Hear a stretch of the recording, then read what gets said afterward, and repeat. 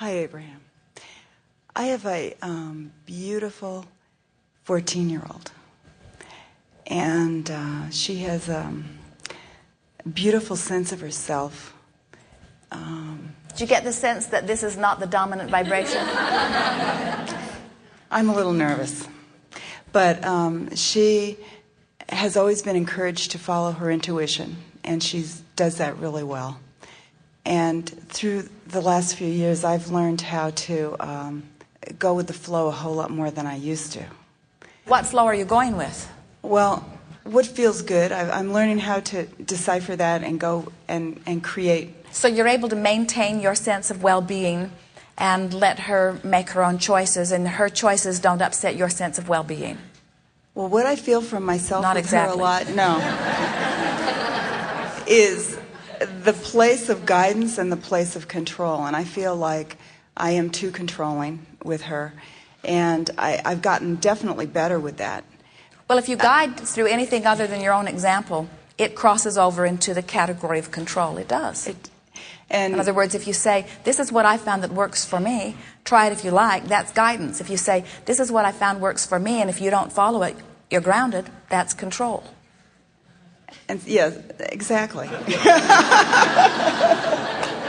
And so what we have a question for you. Yes. Do you think that you can guide someone to something that you don't feel? In other words, is it possible to get someone to offer a vibration if you're not offering it first? Definitely not. So if someone is behaving in a way that is upsetting to you, and from that place of upset you offer guidance, how do you think that's going to turn out?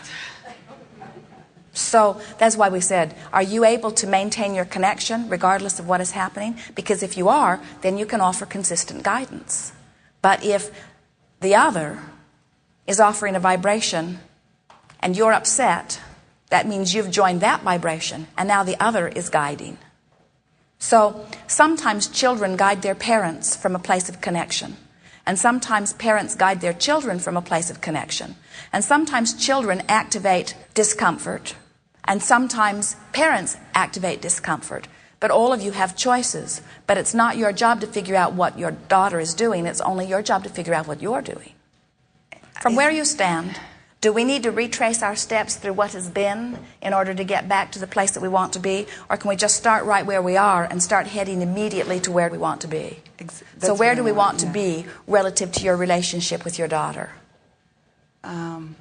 Where I'd like to be is more of a feel-good place where I'm feeling really good and I allow her choices, even though they're different than mine. Do you trust her to make decisions? Oh, I do. And do you believe that she has a guidance system within her? Oh, absolutely. And as you said earlier, she is able to intuitively follow her guidance. So why are you in the middle of this? That's a good question. I think a lot of it has been just my upbringing that I'm kind of coming with, and the way that I was raised, and wanting to do it very differently than that. And so I think some of it is habit, but I feel like I'm making a lot of progress in that. But I still am coming up against some of those habitual trainings and that didn't work that well. Here's what we've noticed as we've watched parents and children, and we've watched all of them, is that if you will accept that contrast is going to give birth to desire within them, and you accept that that's a good thing, and you don't try to protect them from contrast, then your work becomes much easier, because then you sit back and you acknowledge that life is their teacher and that the universe has been established to provide that for them.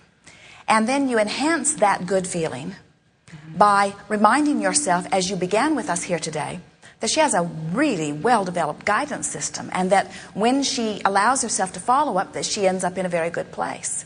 And then when you add to that emphasis on how well she's doing relative to this and this and this and this and this, then suddenly you begin to relax and realize that her life is not going to be perfect every step along the way, that she's going to be in step one plenty of times, but then that's part of the process, and that you wouldn't take that away from her if you could.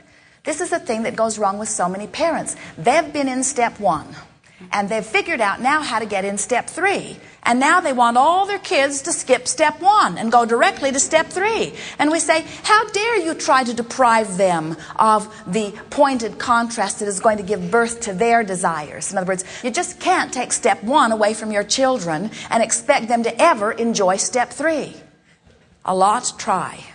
In other words, there are many parents who say, my kids are going to have it better than I did. And so I'm going to teach them everything that they need to know. And I'm going to pave their way for them. Only to discover that you can't pave it enough that they're not out there tearing it up in some other way.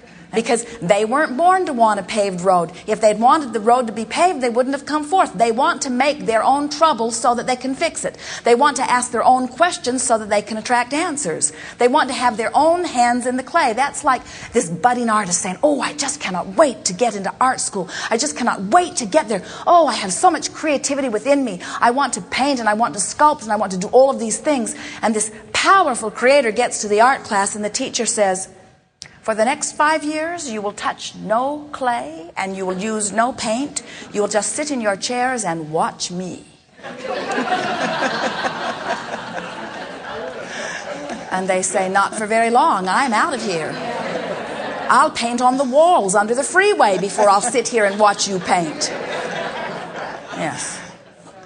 So basically, it doesn't matter if the bed's made or not. Not if you've got a door you can close. In other words, let her have her space and let her create it the way she is wanting. And you create your space the way you are wanting. Yes. Good.